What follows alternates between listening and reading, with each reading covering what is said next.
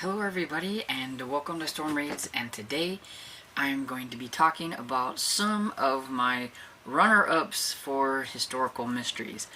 Now, I didn't read quite as many historical mystery series as I was wanting to, and a lot of my favorites came from the same series.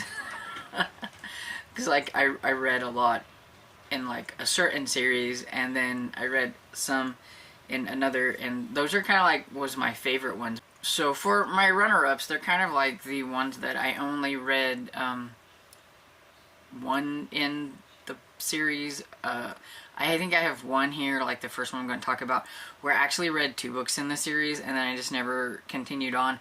I need to, I want to, it just never happened, and everything. So I just thought I would go ahead and throw these out here in case maybe you haven't heard of them and they sound like something you might be interested in. And so the first one I have is The Midford Murders by Jessica Fallows.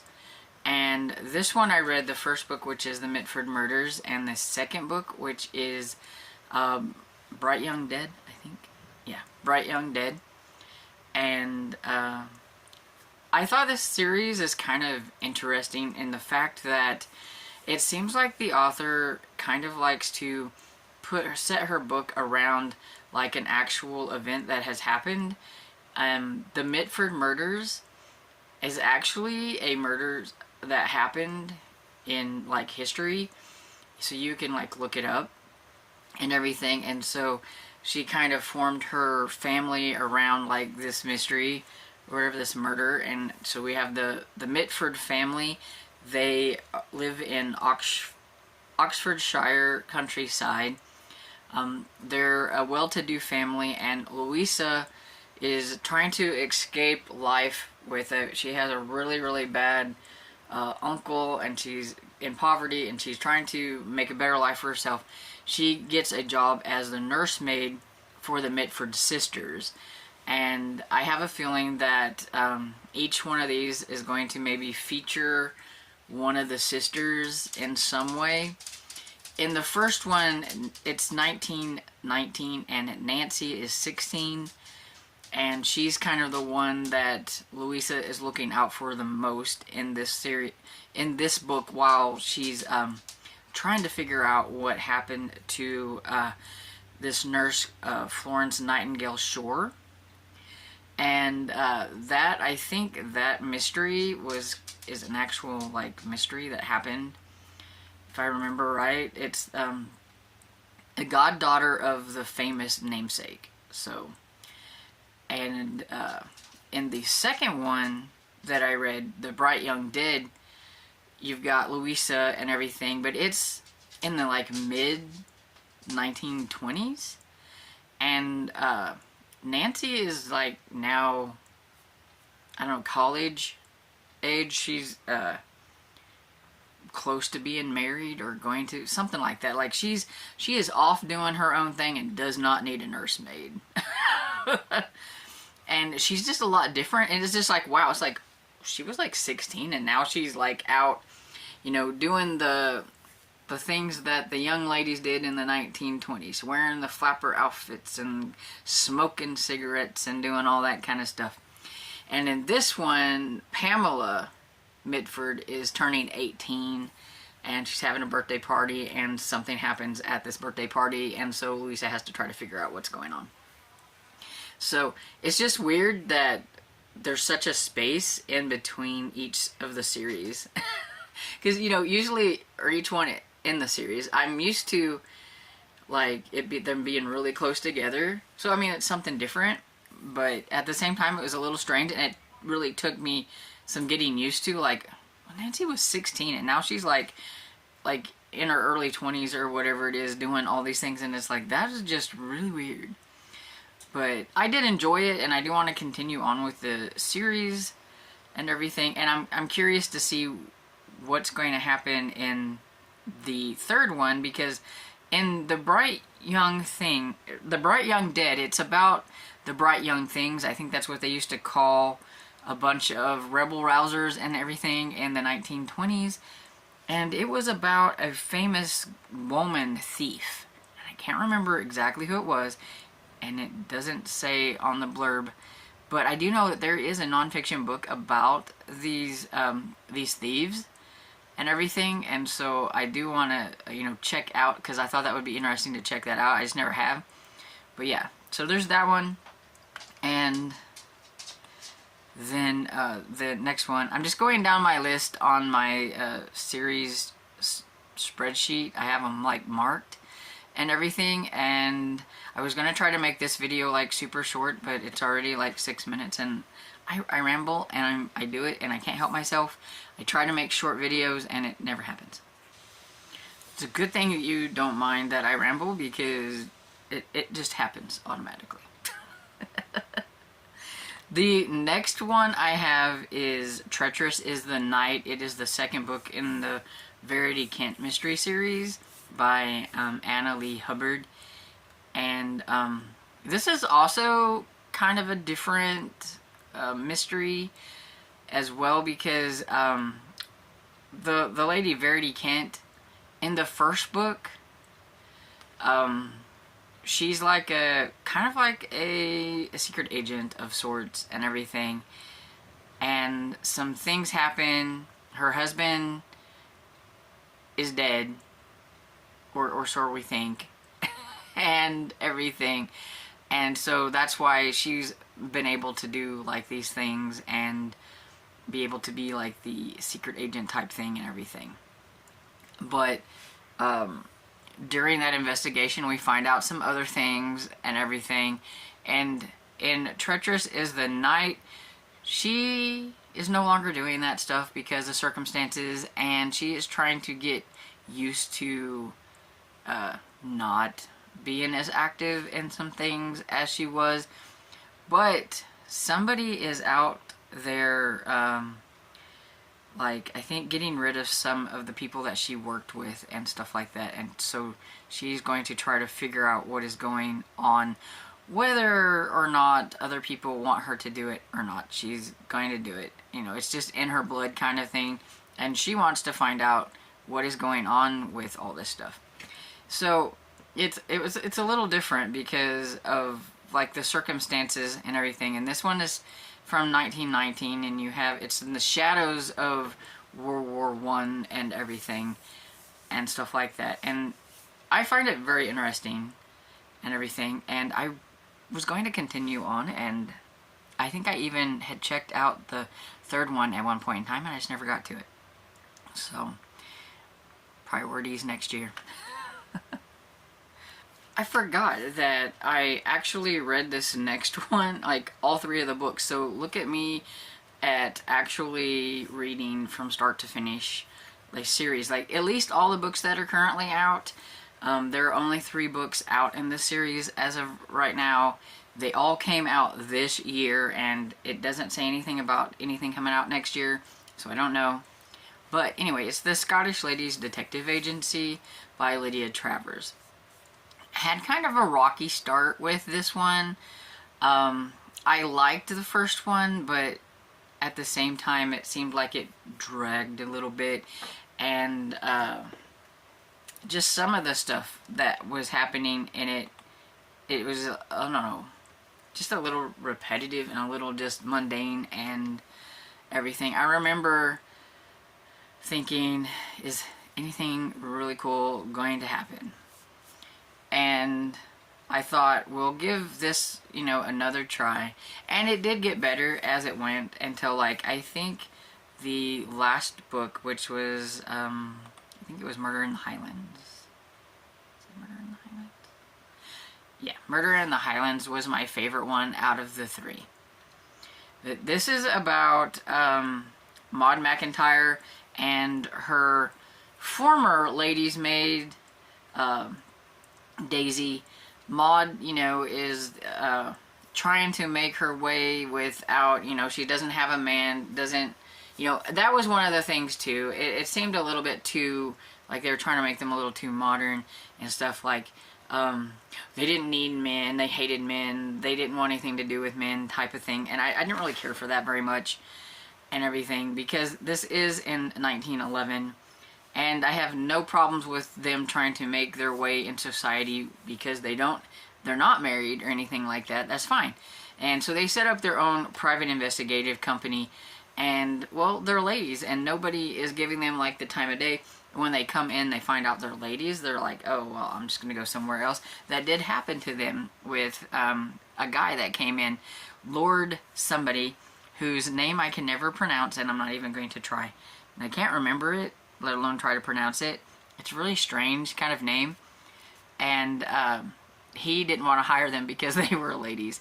Though he ends up hiring them afterwards. But they do get their first job with the Duchess of Dunningston, and somebody is stealing jewelry. There's a notorious jewel thief going around, and she wants to protect her party, and so they are going undercover and going to try to catch the thief.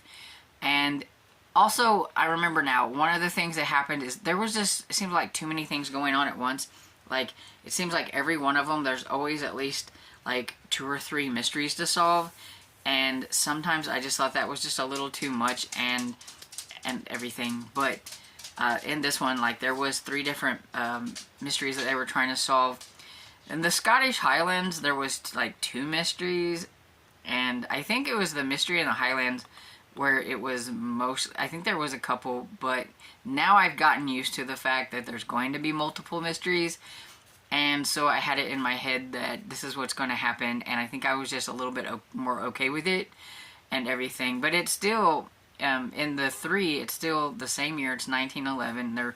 They're detective agency. I mean, they're ladies, and I think this is kind of realistic because they are ladies.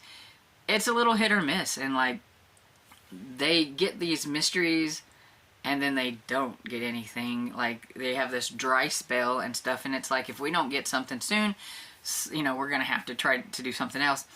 And in the mystery in the Highlands, I believe it's that one, I think.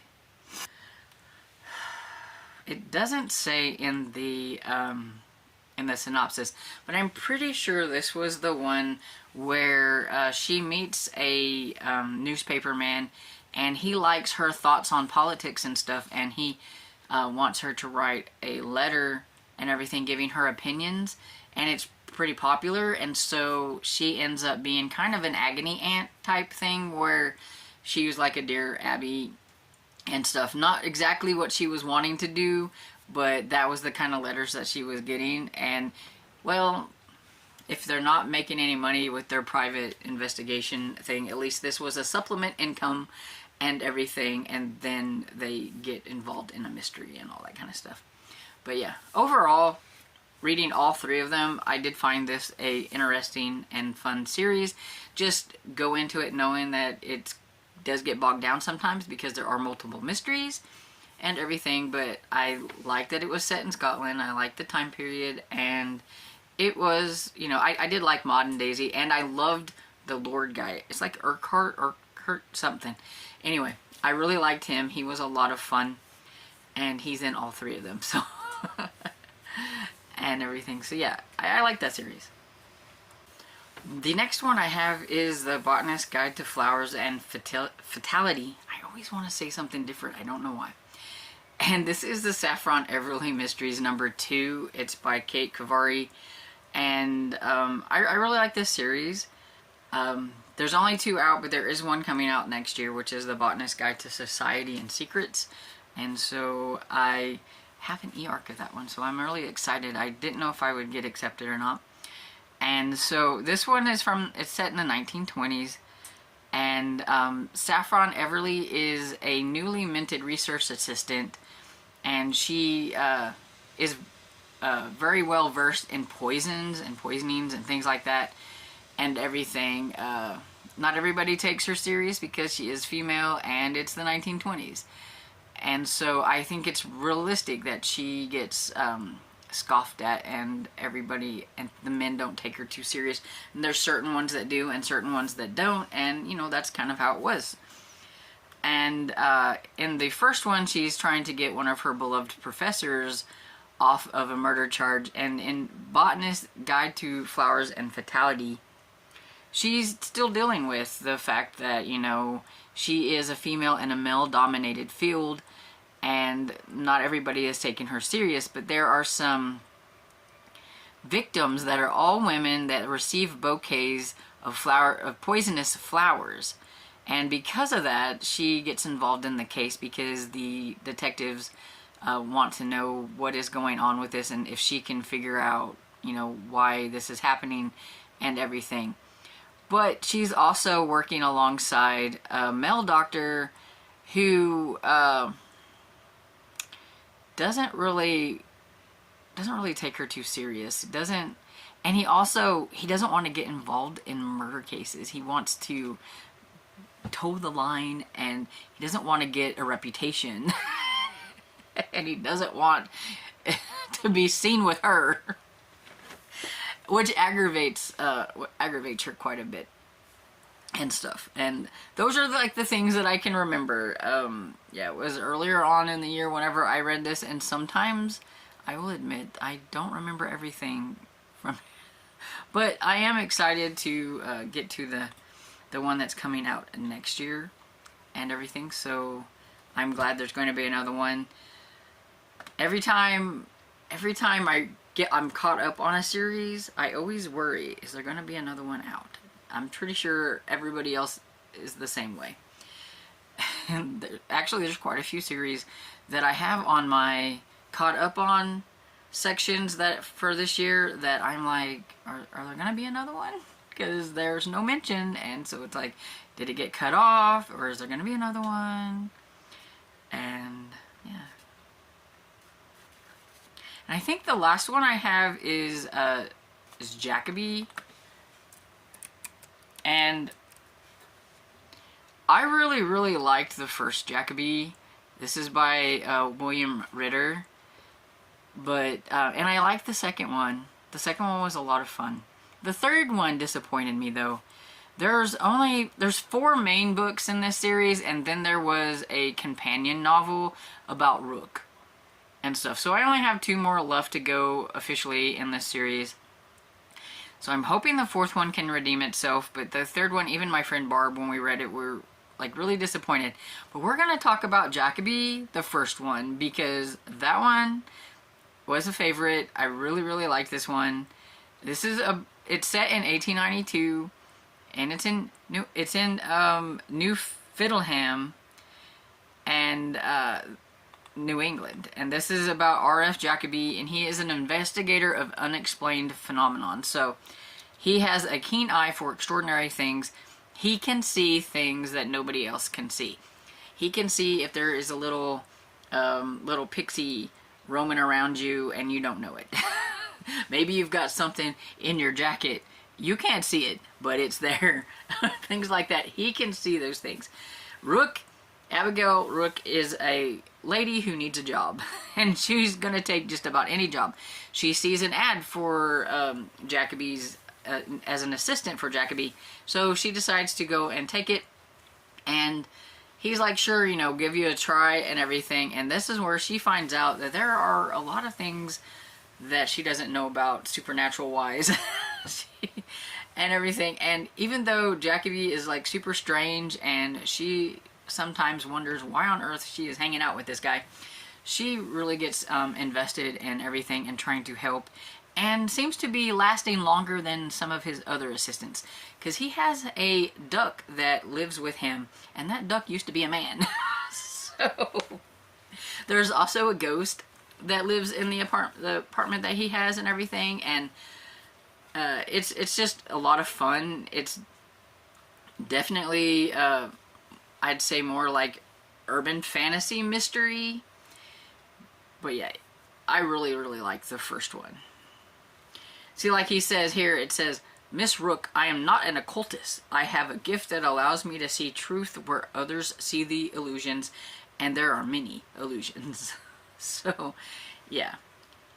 He's one of those that doesn't quite have a filter and doesn't understand why people get mad at him when he says something, because he just says it.